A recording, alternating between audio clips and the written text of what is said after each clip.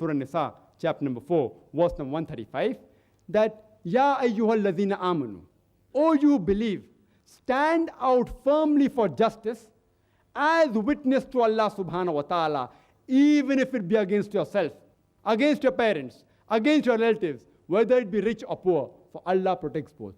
That means if you have to stand for justice, as giving shahada, as giving witness to Allah subhanahu wa ta'ala, Allah says, stand for justice even if you have to speak against yourself, against your parents, against your relatives, irrespective whether the people are rich or poor, for Allah protects all.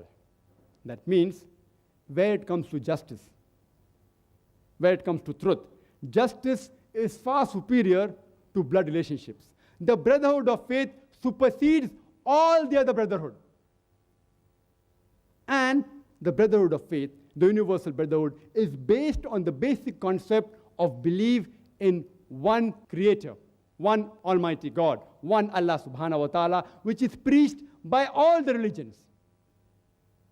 And the Quran says, as I mentioned earlier, in Surah Al-Imran, chapter 3, verse number 64, that ta'alaw ila qalmatin sawa'in baynana wa baynakum. Come to common terms as between us and you. Which is the first term? Allah na'budu illallah. That we worship none but Allah. Only believing in one Almighty God is not sufficient. You should also worship only one Almighty God. And only if you believe and worship Almighty God, who's one, will universal brotherhood prevail. Without the concept of one Almighty God, brotherhood and humanity cannot prevail in the full world. And the glorious Quran says in Surah An'am, chapter number 6, verse number 108, that revile not those people, abuse not those people who worship God besides Allah, lest in their ignorance they will revile Allah subhanahu wa ta'ala. I would like to end my talk by giving the quotation of the glorious Quran from Surah Nisa, chapter number 4, verse number 1, which says, Ya ayyuhan nasu ttaqu rabbakum allazi khalaqakum min nafsin wa idha khalaqa minha zawjaha.